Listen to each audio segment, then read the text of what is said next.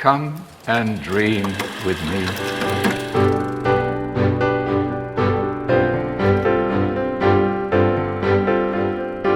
Hello and welcome to this What Do You Want to Watch Spoilercast for Godzilla vs. Kong. I'm actually probably joining me today, John Light.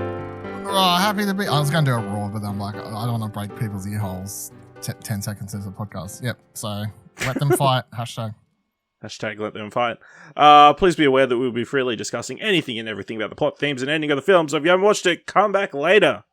So with that said, let's jump into our discussion of Godzilla vs. Kong, directed by Adam Wingard, screenplay by Eric Pearson, Max Borenstein, story by Tyree, Rossio, Michael Dougherty, and Zach Shields, based on Godzilla by Toho, and based on King Kong by Edgar Wallace and Merian C. Cooper, starring Alexander Skarsgård, Millie Bobby Brown, Rebecca Hall, Brian Tyree Henry, Shun Oguri, Eiza González, Julian Dennison, Kyle Chandler, and Demián Bichir. Fearsome monsters Godzilla and King Kong square off in an epic battle for the ages, with while humanity looks to wipe out both of the creatures and take back the planet once and for all. So this is the culmination of their four movie run to finally facing off. Of course, we have Godzilla, starring Elizabeth Olsen and Aaron Taylor Johnson, where they don't play siblings. came out after Age of Ultron as well, which was the funny part. Yeah. Then we had Kong Skull Island, starring Tom Hiddleston and who's the female lead of that? It was Brie Larson. Brie Larson, that's right. Just all the MCU people. Samuel L. Jackson, John C. Reilly. That cast was pretty packed, actually. That is a good cast. They had Shia Jackson and the guy who played Dr. Dre in Straight Outta Compton 2, but I can't remember that actor's name. Yep. And then we had Godzilla, King of Monsters, starring Millie Bobby Brown, Kyle Chandler, and Vera Farmiga. Yep. So Vera Farmiga is going to be in a Marvel property, so I expect the other two to be in something soon. Won't surprise me. Apparently. Because they just cast Marvel people in these, apparently. Except in this one. We'll see. Anyway. So I feel like we've talked about those films before.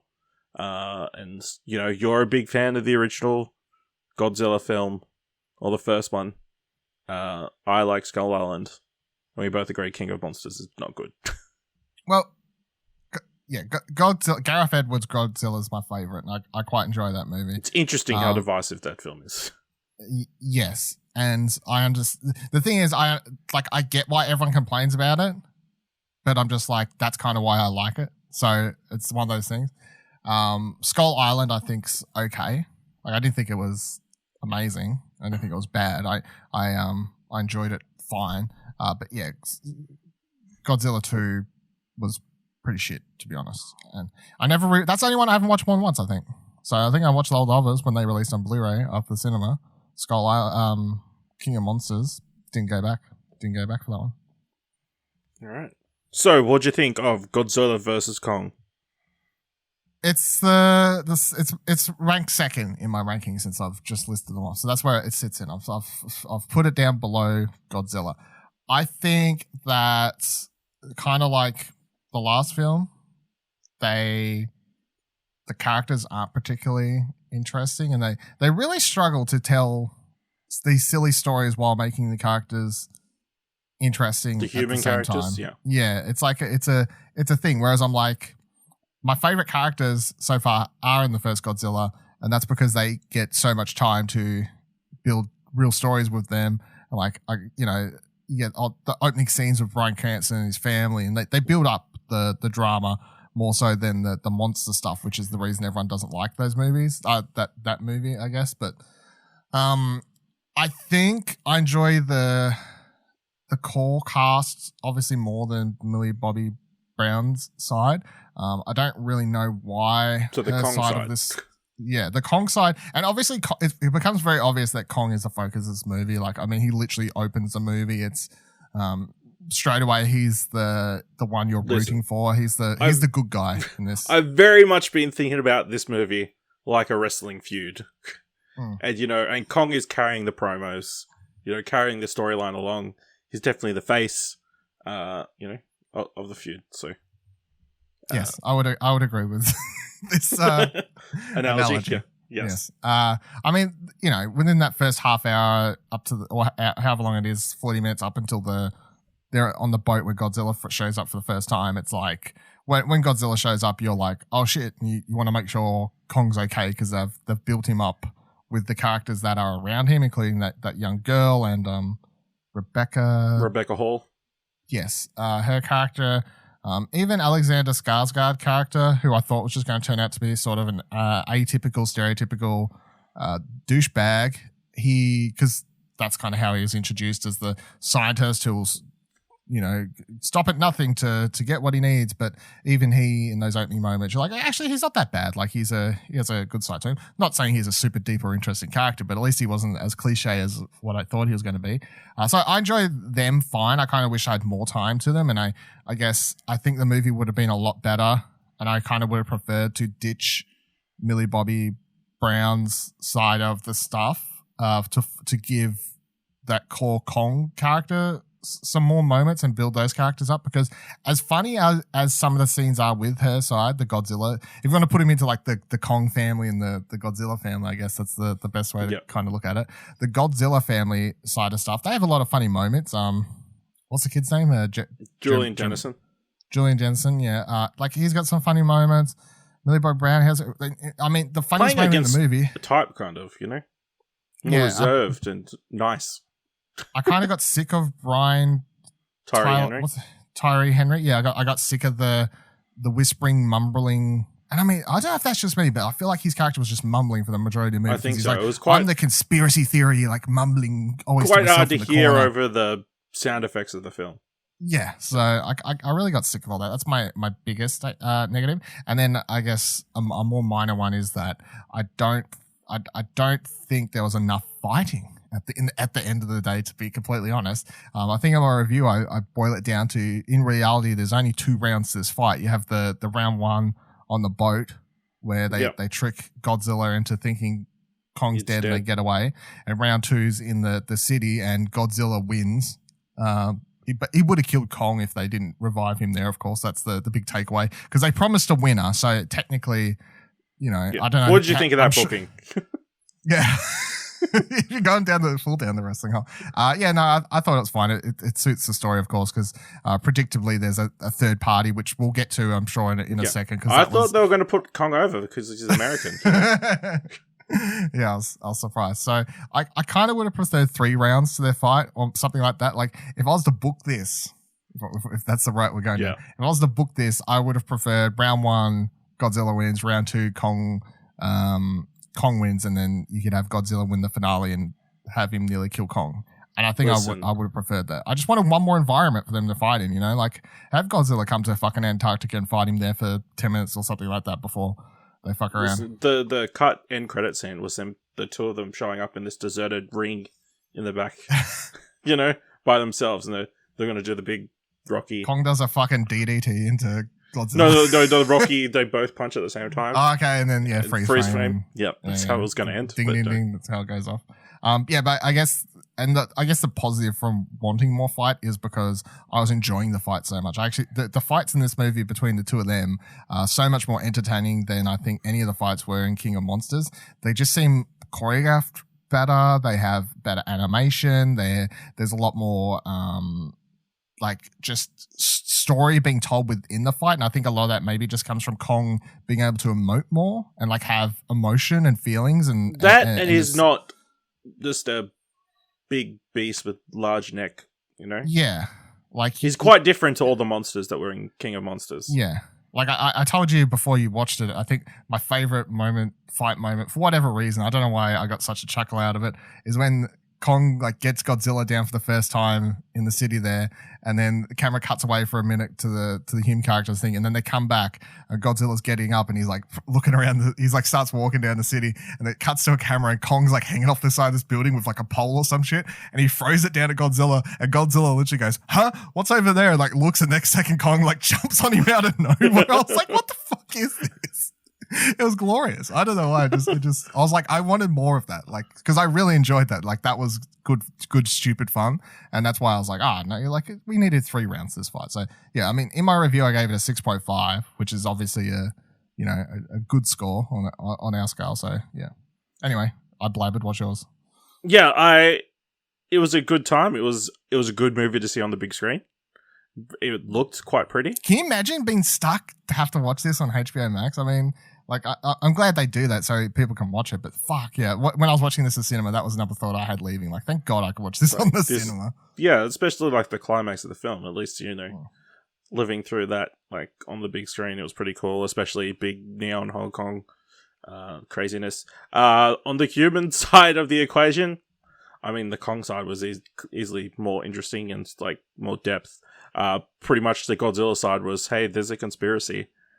Let's just go see what this shady company's doing, and then travel halfway across the country in a box for half the movie. Do you think they added her solely so they could have someone from the previous films be in this one? Maybe. I feel like she was included because they needed somebody supporting Godzilla on the human side. And Godzilla is not a total villain. I mean, he's completely kind of right at the start, because they're trying to make, spoilers, so guess if you got this far, Mecha Godzilla, which is the big reveal. I mean, that was a cool moment when I worked out, oh shit, that's what they're doing. Yeah, I and then I laughed when Julian Dennison said, no, Brian Tyree Henry says it's Robot Godzilla. Yeah, and he goes, it's a mecha. It's Mecha Godzilla. How dumb. How dumb, but yeah, their entire storyline was odd, and the big payoff for them is they poured some alcohol into a computer system. Yep. So lesson there is waterproof. Don't leave open vents on your console.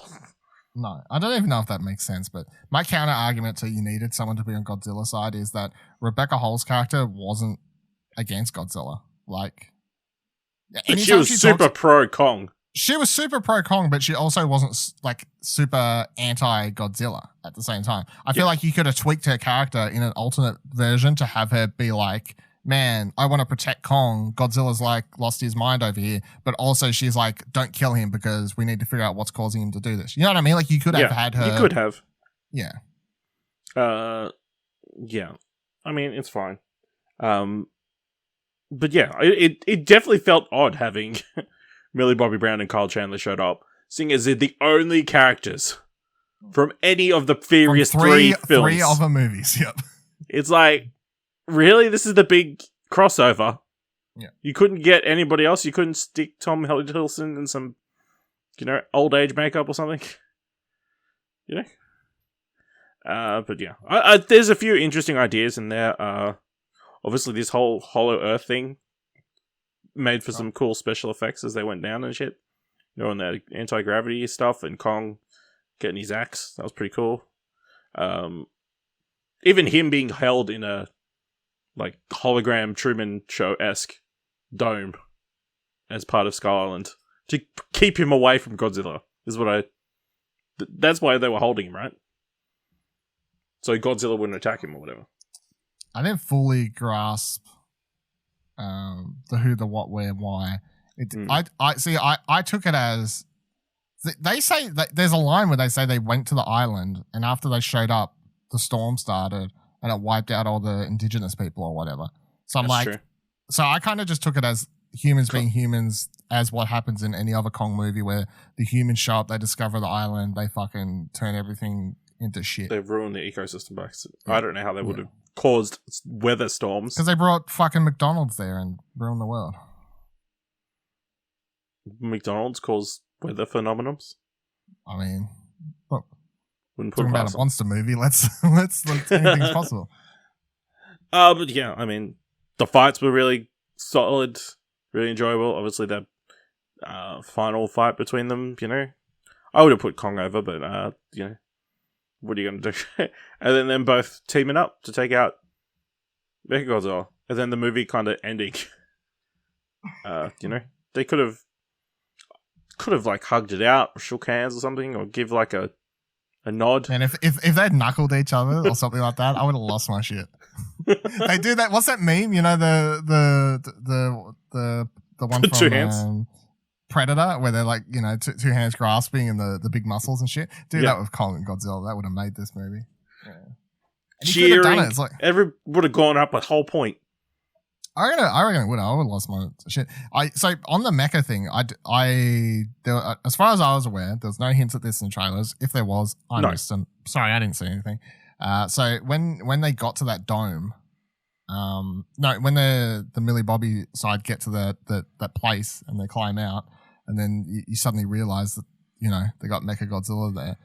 I was like, what the? I was actually like, man, they're doing this, because if you had to made me predict, like, would they have Mecha Godzilla in one of these movies, I would have been like, no, that's like, I don't know, that seems a little bit too silly, kind of, you know, like a little bit too silly. But I I appreciate them not going the BVS route of spoiling the major villain. Finale, yeah. So Props to them. I kind of liked it, and it was completely over the top, completely silly. The fact that he says no, it's a Mecha Godzilla. The fact that what's his name, Demián, whatever, the main bad guy villain of Apex. The fact that his character then in that scene where he's giving his final big villain speech before he die, and he refers to it as his mecha, and I'm like, it's not what you would call. No one's going to go my mecha as a sentence thing here. The fact that they've hooked it up to one of the skulls of Ghidorah, and some dude's just in a VR system in it. It's so stupid, but it just works. It's just so silly. You know, and then it all goes wrong, and he gets taken out mid monologue, much to Brian Tyree Henry's dismay. Love to see disappointment. It. Love to see it. Yeah, great. And then they beat the shit out of him. Kong fully rips off his. He fucks him up at the end. Yeah, I believe fucks him up. Pretty good. I enjoyed it. There was some good slightly gory parts in this, including that part where they're in the Center Earth. What's it called? Hollow Earth. Hollow Earth, sorry. So you watched it today. You still got the terminology fresh on the tongue. Hollow Earth, where they fight that dinosaur thing or whatever the hell it was, and Kong drinks its skull. He's like, that's kind of fucked up, but go off. Do whatever you need to do. You know, I'm down for that. The other thing I was going to say is, so this is unlike the last two movies. This one doesn't actually have any after credit scene or teaser of potential futures for the franchise, and I kind of like that, because like this is what they've been. This is what was known has been coming for 4 or 5 years or whatever it is at this point. Yeah. That they've been building towards this, and we finally got Godzilla vs Kong. Did it live up to expectations? Yeah, probably. Like I wasn't expecting it to be anything bigger than like a 7 or kind of like it's exactly what I wanted it to be, especially because I'd missed. Like I remember when they put out the trailer, and I was like, "Fuck yeah, I'm all about this." Like that trailer was hype, the original one they put out, and when that trailer dropped, it was before. We hadn't been getting many big blockbusters for quite some time, of course. So, you know, being able to see this in the cinema, that alone, to see a big, stupid action movie in the cinema, given last year and everything, I'm like, that's enough excitement in its own. I guess, if I was to guess, we may not hear about a sequel or the continuation of this franchise, and I think that's going to be totally dependent on the money this movie makes. Yeah. That's what I'm going to say. Which is going to be tough to say, because obviously it's free on HBO Max for all Americans. So only Warner Brothers will have the final figures that may or may not let us know. Whereas if this was in any other time, if it came out 2 years ago when we could just track all how much money it was making box office worldwide, then we'd have a better idea, of course. But if I was to guess, I'd say that they go to space.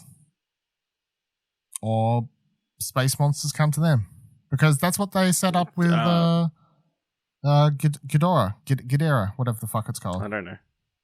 If you recall, listen, multiverse. No, don't do that. Bring back the Japanese suit Godzilla for the sequel. Don't do that. They said in Godzilla 2, Ghidorah was an alien. That was one of the factoids, that they said it was an alien monster. Kong and Godzilla have to team up against alien monsters. I'd watch it.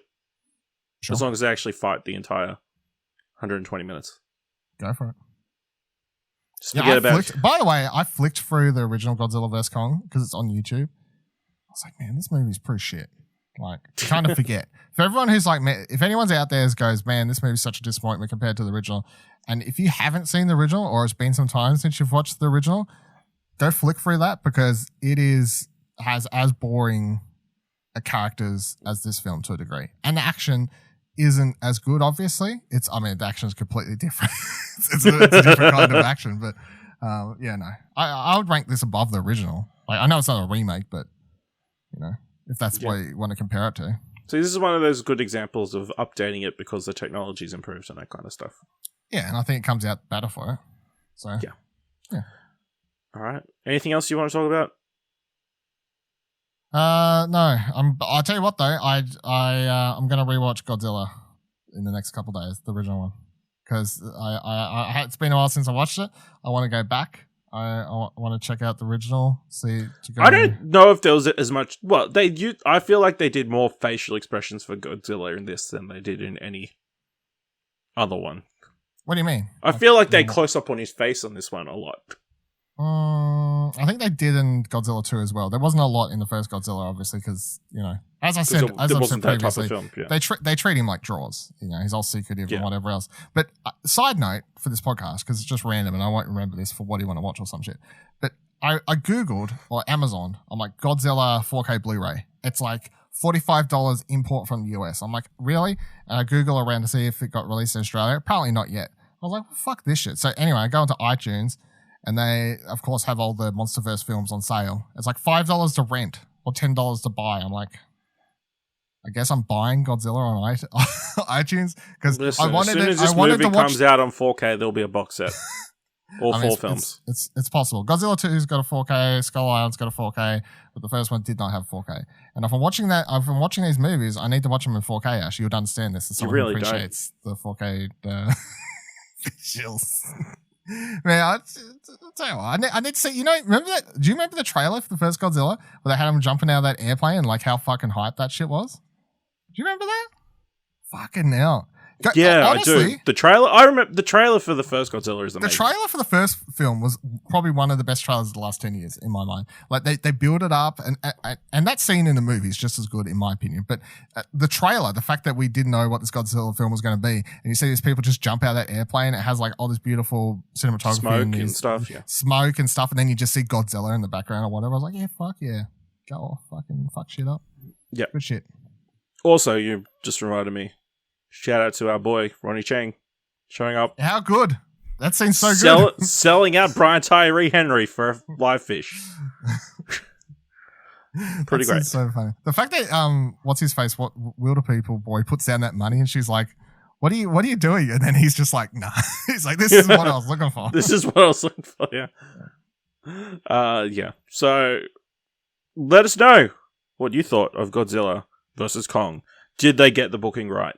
Let us know on Twitter by going to explosionnetwork.com/Twitter, where you can find all of our Twitter handles, or jump into our Discord at explosionnetwork.com/Discord. Leave us a review for this podcast over on Apple Podcasts or on Podchaser, or just tell people about the podcast on Twitter or Facebook or any other social media. That all helps. If you like this episode and thought it was worth $1, head on over to our Ko-fi page at explosionnetwork.com/support. Buy us a coffee. That also helps monetarily, whereas the other one just, spread word of mouth. It's different. Thank you very much for listening, and until next time, keep watching stuff, I guess.